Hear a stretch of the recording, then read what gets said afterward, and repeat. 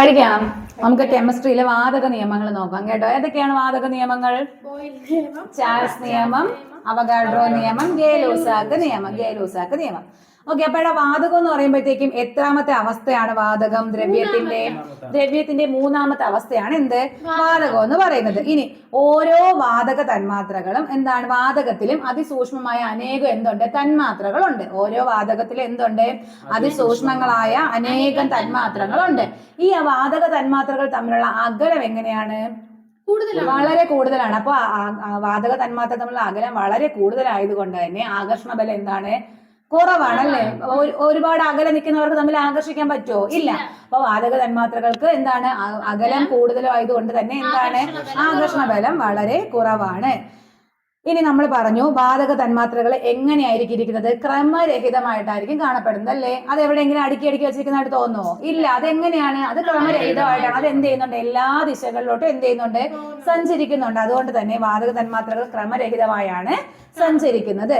ഇനി വാതക തന്മാത്രകൾക്ക് ഡിഫ്യൂഷൻ കൂടുതലാണ്. ഡിഫ്യൂഷൻ എന്ന് പറഞ്ഞാൽ എന്താണ്? വ്യാപനമാണ് കേട്ടോ, വ്യാപനം. അപ്പൊ നമ്മൾ പറഞ്ഞു ഇത് നമ്മൾ ഒരിടത്ത് പിടിച്ചു വെച്ചിട്ടില്ല, അപ്പൊ നമ്മൾ ഇത് എന്ത് ചെയ്യുകയാണ്? ഇങ്ങനെ വ്യാപിക്കുകയാണ്. എടാ നമുക്കറിയാം, നമ്മൾ റോഡിലൊക്കെ നടന്നു പോകുമ്പോഴത്തേക്കും ഹോട്ടലുകളിലും ചായക്കട എന്നൊക്കെയുള്ള മണം നമുക്ക് നല്ലപോലെ കിട്ടാറുണ്ട് അല്ലേ? അതിന്റെ റീസൺ എന്താണ്?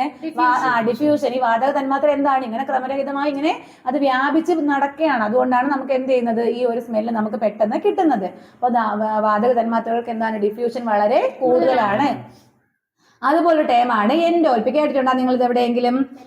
എൻട്രോപ്പി നേടിയിട്ടുണ്ടോ? എൻട്രോപ്പി നേടിയിട്ടുണ്ടോ? എൻട്രോപ്പി എന്ന് പറഞ്ഞാൽ ഞാൻ പറഞ്ഞില്ലേ വാതക തന്മാത്രകൾ ക്രമരഹിതമായിട്ടാണ് വച്ചിരിക്കുന്നതെന്ന്. അപ്പോ ക്രമരഹിതമായിട്ട് വാതക തന്മാത്രകൾ എന്താണ് ഈ ഇങ്ങനെ വച്ചിരിക്കുന്നതിനെ വിളിക്കുന്ന പേര്, അല്ലെങ്കിൽ ആ വാതക തന്മാത്രകളുടെ ക്രമരഹിതയെ വിളിക്കുന്ന പേരാണ് എന്ത്? എൻട്രോപ്പി. അപ്പൊ എൻട്രോപ്പി എന്ന് പറഞ്ഞാൽ എന്താണെന്ന് ചോദിച്ചാൽ തന്മാത്രകളുടെ ക്രമരഹിതമായ ക്രമീകരണത്തിനെ വിളിക്കുന്ന പേരാണ് എൻട്രോപ്പി.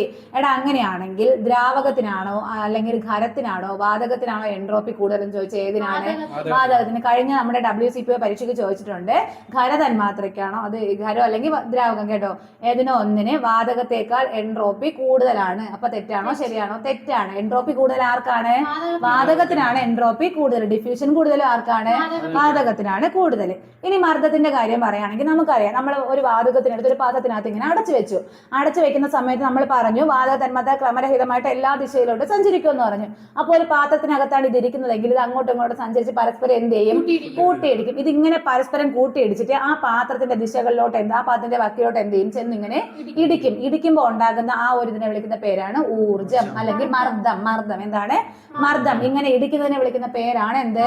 മർദ്ദം. എടാ ഇങ്ങനെ ഇടിക്കുന്ന സമയത്ത് ഈ വാതക തന്മാത്രയും ഈ പാത്രവും തമ്മിൽ ഒരു വിധത്തിലുള്ള ആകർഷണ ബലവും ഇല്ല. ഓക്കെ അല്ലേ? ഇത് ഇങ്ങനെ ഇടിക്കുന്നതിന്റെ ഫലമായിട്ട് ഊർജ്ജ നഷ്ടവും സംഭവിക്കുന്നില്ല.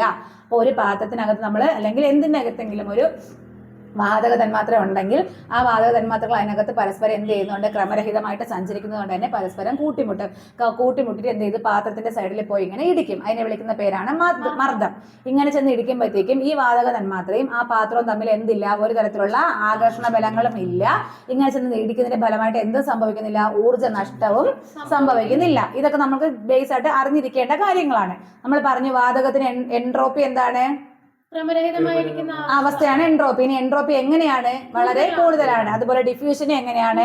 വളരെ കൂടുതലാണ്. ഇനി നമുക്കാണ് എന്ത് പഠിക്കാനുള്ളത്? നിയമങ്ങൾ പഠിക്കാനുള്ളത്. നിയമങ്ങൾ നമുക്ക് എപ്പോഴും മാറിപ്പോണ ഒരു സാധനമാണ്. ആരൊക്കെ തമ്മിലുള്ള ബന്ധമാണെന്നുള്ളതാണ് പ്രശ്നം. അപ്പൊ നമുക്ക് എന്ത് ആദ്യം ഒരു കോഡിലൂടെ അത് നോക്കാം. ഫസ്റ്റ് ആയ നിയമമാണ് നമ്മൾ പഠിക്കുന്നത്, ബോയിൽ നിയമം. അപ്പൊ ബോയിൽ നിയമം പഠിക്കാൻ വേറെ ഒന്നുമില്ല. നമ്മൾ പവനായി ശവമായി എന്ന് കേട്ടിട്ടുണ്ടല്ലോ. ഇവിടെ പവനായി ആരായി? ബോയിലായി. എന്താണ്? പവനായി. അതിന് മുന്നേ ഒരു കാര്യം പറഞ്ഞുതരാം.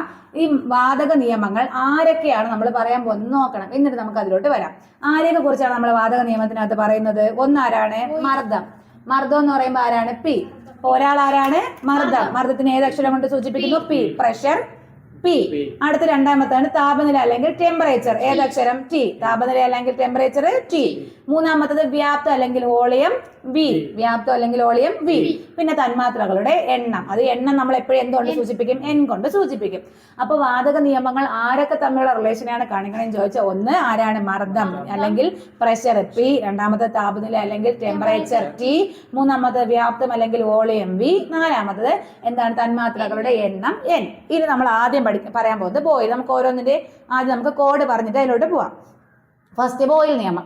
ബോയിൽ നിയമം ആരൊക്കെ തമ്മിലുള്ള ബന്ധത്തെ സൂചിപ്പിക്കുന്നു ചോദിച്ചാൽ ഇത്രേ ഉള്ളൂ. പവനായി ബോയിലായി. എന്താണ്? പവനായി ബോയിലായി. അതിൽ പായും വായും എടുക്കുക. പ, പി, വ, വി.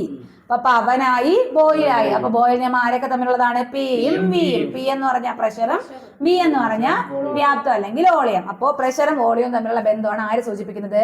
ബോയിൽ നിയമം. പവനായി ബോയിലായി. അടുത്ത നിയമമാണ് ചാൾസ് നിയമം. ചാൾസിന്റെ ടി വി. എന്താണ്? ചാൾസിന്റെ ടി വി. ടി എന്താണ്? ടെമ്പറേച്ചർ. വി എന്താണ്? വോളിയം. അപ്പൊ ചാൾസിന്റെ ടി വി. ഇനി അടുത്ത മൂന്നാമത്തത് ഗേ-ലൂസാക്ക്. എന്താണ്? ഗേ-ലൂസാക്ക്. പി ടി ഉഷ കേട്ടിട്ടുണ്ടല്ലോ. പി ടി ഉഷയ്ക്ക് ലൂസായി. എന്താണ്? പി ടി ഉഷയ്ക്ക് ലൂസായി. ഇതൊക്കെ പഠിക്കാൻ വേണ്ടി പറയുന്നതാണ്. പി ടി ഉഷയ്ക്ക് ലൂസായി. അപ്പൊ P T, P pressure, T temperature. P T ഉഷയ്ക്ക് ലൂസായി. ഇനി അടുത്ത അവഗാഡ്രോ നിയമം നമുക്കറിയാം. എന്താണ്? തന്മാത്രകളുടെ എണ്ണം. അത് അതിനകത്ത് മാത്രമേ പറയുന്നുള്ളൂ. അതുകൊണ്ട് അതെന്ത് ചെയ്യൂല, നമുക്ക് തെറ്റിപ്പോകൂല. ഓക്കെ അല്ലേ? 4 കിട്ടിയോ? അപ്പൊ ആദ്യം പറഞ്ഞത് ഏതാണ്? ബോയിൽ നിയമം. എന്താണ്? പവനായി ബോയിലായി. രണ്ടാമത്തെ ചാൾസ് നിയമം ചാൾസിന്റെ ടി വി. അടുത്ത ഗേ-ലൂസാക്ക് പറയുമ്പോ പി ടി ഉഷയ്ക്ക് ലൂസായി. കിട്ടിയല്ലോ. ഇനി നമുക്ക് പഠിക്കാം. ആദ്യം നമ്മൾ പഠിക്കാൻ പോകുന്ന ആരെ കുറിച്ചാണ്? ബോയിൽ നിയമം. എടാ ബോയിൽ നിയമം എന്ന് പറഞ്ഞാൽ ആരൊക്കെ തമ്മിലുള്ള ബന്ധമാണ് നമുക്ക് കിട്ടി. പിയും വിയും തമ്മിലുള്ള ബന്ധമാണ്. അവിടെ എന്താണ് സ്ഥിരം? താപനില സ്ഥിരമായിരിക്കുമ്പോൾ ഒരു നിശ്ചിത മാസ് വാതകത്തിന്റെ വ്യാപ്തം മർദ്ദത്തിന് വിപരീത അനുപാതത്തിലായിരിക്കും. എന്താണ്? താപനില സ്ഥിരമായിരിക്കുമ്പോൾ ഒരു നിശ്ചിത മാസ് വാതകത്തിന്റെ വ്യാപ്തം മർദ്ദത്തിന് വിപരീത അനുപാതത്തിലായിരിക്കും. വിപരീത അനുപാതം എന്ന് പറയുമ്പോൾ ഒന്ന് കൂടുമ്പോൾ മറ്റൊന്ന് എന്ത് ചെയ്യും? കുറയും. അപ്പൊ മർദ്ദം കൂടുമ്പോൾ വ്യാപ്തം കുറയും. വ്യാപ്തം കൂടുമ്പോൾ മർദ്ദം കുറയും. അപ്പോ എന്താണ്? താപനില സ്ഥിരമായിരിക്കുമ്പോൾ ഒരു നിശ്ചിത മാസ് വാതകത്തിന്റെ വ്യാപ്തം മർദ്ദത്തിന് വിപരീത അനുപാതത്തിലായിരിക്കും. കിട്ടിയല്ലോ. നമുക്ക് എപ്പോഴും ചോദിക്കും, നീ റീസെന്റ് ആയിട്ടും ചോദിച്ചു, നമ്മുടെ അക്കോരത്തിന്റെ ചുവട്ടിൽ നിന്ന് എന്താണ് വാതക കുമിളകൾ ഇങ്ങനെ മുകളിലോട്ട് വരുന്ന സമയത്ത് അതിന്റെ വലിപ്പം എന്ത് ചെയ്യും? കൂടും. അത് ഏത് നിയമമാണെന്ന് ചോദിച്ചിട്ടുണ്ട്. ഏത് നിയമമാണ്? ബോയിൽ നിയമമാണ്. കിട്ടിയല്ലോ. ഇനി ഗ്രാഫിനകത്ത് എപ്പോഴും വ്യാപ്തവും എന്താണ് മർദ്ദവും തമ്മിലുള്ള എക്സ് അക്ഷം, നമുക്ക് ഗ്രാഫ് എന്ന് പറയുമ്പോൾ എക്സ് അക്ഷം ഉണ്ടായിരിക്കും, വൈ അക്ഷം ഉണ്ടായിരിക്കും. അതിനകത്ത് വ്യാപ്തവും മർദ്ദവും തമ്മിലുള്ള ബന്ധമാണ് സൂചിപ്പിക്കുന്നതെങ്കിൽ അത് ഏത് നിയമമായിരിക്കും? ബോയിൽ നിയമം ആയിരിക്കും. ഓക്കെ അല്ലേ? ഇനി അതിന്റെ ഇക്വേഷൻ നമുക്ക് എങ്ങനെ പറയാം? വി എന്താണ്? പ്രൊപ്പോർഷണൽ ടു 1/v എന്നറിയാം. V പ്രൊപ്പോർഷണൽ ടു 1/p എന്ന് പറയാം. ഈ പ്രൊപ്പോർഷണാലിറ്റി മാറ്റാൻ വേണ്ടി നമ്മൾ എന്ത് ചെയ്യും? ഒരു സ്ഥിര സംഖ്യ കൊണ്ട്, ഒരു കോൺസ്റ്റന്റ് കൊണ്ട് ഗുണിക്കും. അപ്പൊ V ഈസ് ഈക്വൽ ടു നമ്മളിപ്പോ ഈ ഒരു എന്താണ് കോൺസ്റ്റന്റിന് k എന്ന് കൊടുത്താൽ V is equal to k into 1/p ആവും. ഇനി ഈ p അപ്പുറത്ത് കൊണ്ടുപോയാൽ V is equal to k എന്ന് കൊടുത്തൂടെ? അപ്പൊ PV is equal to k നിയമമാണെന്ന് ചോദിച്ചാൽ ഏതാണ്? ബോയിൽ നിയമമാണ്. അപ്പൊ നമ്മൾ എപ്പോഴും ഈ ഒരു കോൺസ്റ്റന്റിനെ മാറ്റാൻ വേണ്ടി, അല്ലെങ്കിൽ ഒരു എന്താണ് പ്രൊപ്പോർഷണാലിറ്റിയെ മാറ്റാൻ വേണ്ടി നമ്മൾ എന്ത് ചെയ്യും? ഒരു കോൺസ്റ്റന്റ് കൊണ്ട് ഗുണിക്കുക. ഏത് കോൺസ്റ്റന്റ് ആണെങ്കിലും ഗുണിക്കാം. നമ്മൾ ഇവിടെ അത് എന്താണ്? k കൊണ്ടാണ് ഗുണിക്കുന്നത്. അപ്പൊ PV is equal to k എന്ന് കിട്ടും. ഓക്കെ അല്ലേ? ഇതാണ് എന്ത്? ബോയിൽ നിയമം. ഇനി അടുത്ത ഏതാണ്? ചാൾസ് നിയമം. ചാൾസ് നിയമം ചാൾസിന്റെ എന്താണ്? T V. ചാൾസിന്റെ ടി വി. അപ്പൊ നോക്കിയോ, അടുത്ത് നമ്മൾ പറയാൻ പോകുന്നത് ചാൾസ് നിയമമാണ്. ഇവിടെ എന്താണ്? സ്ഥിരം മർദ്ദം. മർദ്ദം സ്ഥിരമായിരിക്കുമ്പോൾ ഒരു നിശ്ചിത മാസ് വാതകത്തിന്റെ വ്യാപ്തം കെൽവിൻ സ്കെയിലിലെ താപനിലയ്ക്ക് നേരനുപാതത്തിലായിരിക്കും. എന്താണ്? മർദ്ദം സ്ഥിരമായിരിക്കുമ്പോൾ ഒരു നിശ്ചിത മാസ് വാതകത്തിന്റെ വ്യാപ്തം കെൽവിൻ സ്കെയിലിലെ താപനിലയ്ക്ക് നേരനുപാതത്തിലായിരിക്കും. അപ്പൊ നമുക്ക് അതിന് എങ്ങനെ കൊടുക്കാം? വി ആണ് വോളിയം, ടി ആണ് ടെമ്പറേച്ചർ. അപ്പൊ V/T. എന്താണ്? V/T. അപ്പൊ എന്താണ് ചാൾസ് നിയമം? മർദ്ദം സ്ഥിരമായിരിക്കുമ്പോൾ ഒരു നിശ്ചിത മാസ് വാതകത്തിന്റെ വ്യാപ്തം കെൽവിൻ സ്കെയിലിലെ താപനിലയ്ക്ക് നേരനുപാതത്തിലായിരിക്കും. അപ്പോ V/T എന്ന് കൊടുക്കാം. മർദ്ദം എന്ന് പറഞ്ഞാൽ എന്താണ്? മർദ്ദത്തിന് ഏത്? Pressure. P is equal to V/T. അല്ലെങ്കിൽ അവിടെ എന്താണ്? Pressure. P is equal to നല്ല മർദ്ദം അവിടെ എന്താണ്? സ്ഥിരമാണ്. അത് സ്ഥിരമാണ്. അതിന് എന്തൊന്നും സംഭവിക്കുന്നില്ല, ഒരു മാറ്റവും സംഭവിക്കുന്നില്ല. അപ്പൊ എന്താണ്? Pressure P.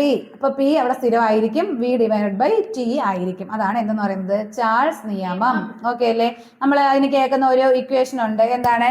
താപനില കൂടുമ്പോഴത്തേക്കും ഈ വായുവിന്റെ വ്യാപ്തം കൂടും അല്ലെ? താപനില കൂടുമ്പോൾ എന്ത് ചെയ്യും? വായുവിന്റെ വ്യാപ്തം എന്ത് ചെയ്യുന്നുണ്ട്? കൂടും. അങ്ങനെ ബലൂൺ വികസിച്ചത് എന്ത് ചെയ്യും? പൊട്ടും. അപ്പൊ വെയിലത്തിരിക്കുന്ന ഒരു ബലൂൺ പൊട്ടുന്നത് ഏത് നിയമമായിട്ട് ബന്ധപ്പെടുന്ന ചോദിച്ചാണ്? ചാൾസ് നിയമം. ഓക്കെ, അത് എന്തുകൊണ്ടാണെന്ന് ചോദിച്ചാൽ ഇതാണ്. താപനില കൂടുമ്പോൾ വായുവിന്റെ വ്യാപ്തം എന്ത് ചെയ്യുന്നു? കൂടുന്നു. ഇതിന്റെ ഭാഗമായിട്ട് എന്ത് ചെയ്യും? ആ ബലൂൺ വികസിച്ച് അത് പൊട്ടിപ്പോകുന്നു. ഓക്കെ അല്ലേ? അതുകൊണ്ടാണ് വെയിലത്തിരിക്കുമ്പോൾ താപനിലയില്ല. അപ്പൊ താപനില കൊണ്ട് ഇത് എന്ത് ചെയ്യുന്നു, വ്യാപ്തം കൂടും. അപ്പൊ അതെന്ത് ചെയ്യും, വികസിച്ച് പൊട്ടും. കിട്ടിയല്ലോ. ഇനി ഗേ ലൂസാക്കിന്റെ ഇത് പറ. പി ടി ഉഷയ്ക്ക് ലൂസായി. അപ്പൊ പിയും ടിയും. അപ്പോൾ വാതകങ്ങളുടെ ആരേക്കാം മർദ്ദവും താപനിലയും തമ്മിലുള്ള ബന്ധത്തിനെ കുറിച്ചാണ് ഇവിടെ പറയുന്നത് ഗേ ലൂസാക്കിനകത്ത് പറയുന്നത്. ജോസഫ് ഗേ ലൂസാക്കാണ് ഇത് കൊണ്ടുവന്നത് കേട്ടോ. അതുകൊണ്ടാണ് ഇതിനെ ഗേ ലൂസാക്ക് നിയമം എന്ന് പറയുന്നത്. ഒരു നിശ്ചിത മാസ് വാതകത്തിന്റെ വ്യാപ്തം സ്ഥിരമായിരിക്കുമ്പോൾ, ഇവിടെ എന്താണ് സ്ഥിരം? വ്യാപ്തം സ്ഥിരമായിരിക്കുമ്പോൾ അതിന്റെ മർദ്ദം അബ്സല്യൂട്ട് സ്കെയിലിലെ താപനിലയ്ക്ക് നേരനുപാതത്തിലായിരിക്കും. എന്താണ്? ഒരു നിശ്ചിത മാസ് വാതകത്തിന്റെ വ്യാപ്തം സ്ഥിരമായിരിക്കുമ്പോൾ അതിന്റെ മർദ്ദം എങ്ങനെയായിരിക്കും? അബ്സല്യൂട്ട് സ്കെയിലിലെ താപനിലയ്ക്ക് നേരനുപാതത്തിലായിരിക്കും. അപ്പൊ നമുക്ക് ഇവിടെ പി എന്താണ്? പി ബൈ ഇവിടെ P by T is equal to K. അത് എങ്ങനെ വന്നെന്ന് ചോദിച്ചാൽ അവിടെ പി പ്രൊപ്പോർഷണൽ ടു എന്തായിരുന്നു? ടി ആയിരുന്നു. അപ്പൊ ആ പ്രൊപ്പോർഷണാലിറ്റി മാറ്റാൻ വേണ്ടി നമ്മൾ എന്ത് ചെയ്യും? ഒരു കോൺസ്റ്റന്റ് കൊണ്ട് ഗുണിക്കും. നോക്കിയോ, പി പ്രൊപ്പോർഷണൽ ടു ടി ആണ്.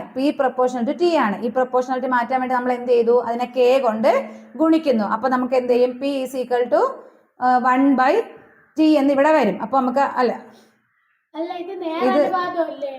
നേരനുപാതം. അപ്പൊ P by divide by T എന്ന് വരും. അതായത് പി പ്രൊപ്പോർഷണൽ ടു ടി ആയിരുന്നു. ഇനി ആ പ്രൊപ്പോർഷണാലിറ്റി മാറ്റാൻ വേണ്ടി എന്ത് ചെയ്തു? ഒരു സ്ഥിരസംഖ്യ കൊണ്ട് നമ്മൾ അതിനെ ഗുണിക്കും. അപ്പൊ കെ കൊണ്ട് ഗുണിച്ചു. അപ്പൊ നമുക്ക് എന്ത് കിട്ടും? P divide by T is equal to K എന്ന് കിട്ടും. P divide by T is equal to K എന്ന് കിട്ടും. കെ എന്ന് പറഞ്ഞാൽ എന്തായിരിക്കും? ഒരു സ്ഥിരസംഖ്യ ആയിരിക്കും. ഇതാണ് എന്തെന്ന് പറയുന്നത്? ഗേ ലൂസാക്ക് നിയമം. ഇനി അടുത്തതാണ് ലാസ്റ്റത് അവഗാഡ്രോ നിയമം. അവഗാഡ്രോ നിയമത്തിന് നമ്മൾ ആര് പറഞ്ഞു? എന്താണ്? തന്മാത്രകളുടെ എണ്ണമാണ്. അപ്പൊ വ്യാപ്തവും തന്മാത്രകളുടെ എണ്ണവും തമ്മിലുള്ള ബന്ധത്തിനെയാണ് എന്ത് സൂചിപ്പിക്കുന്നത്? അവഗാഡ്രോ നിയമം. ആരൊക്കെ തമ്മിലാണ്? വ്യാപ്തവും തന്മാത്രകളുടെ എണ്ണവും. അതിനകത്ത് വേറെ പ്രത്യേകിച്ച് ഒന്നും പറയാനില്ല. 1811 ഇറ്റാലിയൻ ശാസ്ത്രജ്ഞനായ അമേഡിയോ അവഗാഡ്രോ മുന്നോട്ട് വെച്ചൊരു നിയമമാണ് ഏത്? അവഗാഡ്രോ നിയമം. 1811 ഇറ്റാലിയൻ ശാസ്ത്രജ്ഞനായ അമേഡിയോ അവഗാഡ്രോ മുന്നോട്ട് വെച്ചൊരു നിയമമാണ് ഏത്? അവഗാഡ്രോ നിയമം. താപനില, മർദ്ദം ഇത് രണ്ടും സ്ഥിരമായിരിക്കുമ്പോൾ വാതകങ്ങളുടെ, ഇവിടെ രണ്ടെണ്ണം സ്ഥിരമാണ്. ഏതൊക്കെ? താപനിലയും മർദ്ദവും സ്ഥിരമായിരിക്കുമ്പോൾ വാതകങ്ങളുടെ വ്യാപ്തം തന്മാത്രകളുടെ എണ്ണത്തിന് നേരനുപാതത്തിലായിരിക്കും. നമ്മളിവിടെ പറഞ്ഞു വ്യാപ്തവും തന്മാത്രകളുടെ എണ്ണവും തമ്മിലുള്ള ബന്ധമാണ് കാണിക്കുന്നതെന്ന് പറഞ്ഞു. അപ്പൊ ഇവിടെ താപനിലയും വ്യാപ്തവും സ്ഥിരമാണ്. അപ്പോൾ താപനിലയും വ്യാപ്തവും സ്ഥിരമായിരിക്കുമ്പോഴത്തേക്കും എന്താണ്? തന്മാത്രകളുടെ വ്യാപ്തം തന്മാത്രകളുടെ എണ്ണത്തിന് നേരനുപാതത്തിൽ ആയിരിക്കും. ഓക്കെ അല്ലേ? അതിന് നമുക്ക് വി പ്രൊപ്പോർഷണൽ ടു എൻ എന്ന് എഴുതാം. ഈ എൻ പ്രൊപ്പോർഷണാലിറ്റി മാറ്റാൻ വേണ്ടി ഇവിടെ എന്ത് ചെയ്യുന്നു? ഒരു സ്ഥിരസംഖ്യ കൊണ്ട് ഗുണിക്കുന്നു. അപ്പൊ V is equal to K N എന്ന് കിട്ടും. കെ എന്ന് പറഞ്ഞാൽ എന്താണ്? ഒരു സ്ഥിര സംഖ്യയാണ്. വി പ്രൊപ്പോർഷണൽ ടു എൻ ആണ്. അവിടെ പ്രൊപ്പോർഷണാലിറ്റി മാറ്റാൻ വേണ്ടിയിട്ട് കെ കൊണ്ട് എന്ത് ചെയ്യുന്നു? ഗുണിക്കുന്നു. അപ്പോൾ ഇവിടുത്തെ equation V is equal to K N എന്ന് കിട്ടും. V is equal to K N. ഇനി അവഗാഡ്രോ നിയമം അനുസരിച്ച് താപനില, മർദ്ദം ഇവ സ്ഥിരമായിരിക്കുമ്പോൾ വാതകങ്ങളുടെ വ്യാപ്തം എന്തിനെ ആശ്രയിച്ചിരിക്കും? തന്മാത്രകളുടെ എണ്ണത്തിനെ ആശ്രയിച്ചിരിക്കും. ഇനി ഏതൊരു വാതകത്തിന്റെയും ഒരു മോളിന്റെ വ്യാപ്തത്തെ വിളിക്കുന്ന പേരാണ് മോളാർ വ്യാപ്തം. ഒരു മോളിന്റെ വ്യാപ്തത്തെ വിളിക്കുന്ന പേരാണ് മോളാർ വ്യാപ്തം. മോളാർ വ്യാപ്തം എന്ന് പറയുന്നത് 6.022 × 10⁻23 തന്മാത്രകളുടെ വ്യാപ്തമാണ്.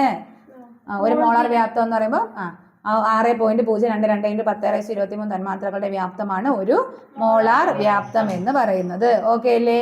അപ്പൊ ഇവിടെ ഒരു ക്വസ്റ്റ്യൻ കൊടുത്തിട്ടുണ്ട്. ചാൾസ് നിയമത്തിന്റെ ഗണിത രൂപം ഇത് വായിച്ചു തരാം. വി പ്രൊപ്പോർഷൻ ചാൾസ് ആണ്. ചാൾസ് എന്ന് പറയുമ്പോൾ ഓർത്ത് നോക്ക്, ചാൾസിന്റെ ടി വി. അപ്പോൾ ആരൊക്കെ തമ്മിലുള്ള ബന്ധമാണ്? ടെമ്പറേച്ചറും വോളിയം. അപ്പോൾ വി പ്രൊപ്പോർഷണൽ ടു ടി ഉണ്ട്, വി പ്രൊപ്പോർഷണൽ ടു എൻ ഉണ്ട്, വി പ്രൊപ്പോർഷണൽ ടു 1/v ഉണ്ട്, പി പ്രൊപ്പോർഷണൽ ടു ടി ഉണ്ട്. ആരൊക്കെ തമ്മിലാണെന്ന് നമുക്കറിയാം? T V. അപ്പൊ ടിയും വി ഉള്ളത് മാത്രം നോക്കിയാൽ അപ്പൊ വി പ്രൊപ്പോർഷണൽ ടു ടി. അതാണ് ഇവിടുത്തെ ഉത്തരം. ഓക്കെ അല്ലേ? കിട്ടിയല്ലോ? ഇത്രയും നമുക്ക് പറയാനുള്ളൂ. ജസ്റ്റ് വേണമെങ്കിൽ പറയാം. ബോയിൽ നിയമം വി പ്രൊപ്പോർഷണൽ ടു 1/pയും, ചാൾസ് നിയമം വി പ്രൊപ്പോർഷണൽ ടു ടിയും, അവഗാഡ്രോ നിയമം വി പ്രൊപ്പോർഷണൽ ടു എന്നും. ഇതിനകത്ത് ആ ഒരു കോഡ് വെച്ചിട്ട് തന്നെ നമുക്കിത് മൂന്നും ചുമ്മാ പറയാൻ പറ്റും. ഇക്വേഷൻ കണ്ട് വെറുതെ നിങ്ങൾ പേടിക്കണ്ട. ആ കോഡ് വെച്ച് ഇക്വേഷൻ എഴുതിയിട്ട് നോക്കിയാൽ മതി. അപ്പോഴത്തേക്ക് എന്ത് ചെയ്യും? കിട്ടും. അപ്പോൾ നമ്മൾ സിമ്പിളായിട്ട് 3 നിയമം പറഞ്ഞിട്ടുണ്ട്. വേറെ ഒന്നുമില്ല. ആരൊക്കെ തമ്മിലുള്ള ബന്ധമാണെന്ന് പഠിച്ചു കഴിഞ്ഞാൽ തന്നെ നമുക്ക് കിട്ടും. പിന്നെ അതിനകത്തുള്ള 2-3 എക്സാമ്പിൾസ് ഏതൊക്കെയാണെന്ന് നോക്കിക്കഴിഞ്ഞാൽ ഇതെന്ത് ചെയ്യും? നമുക്ക്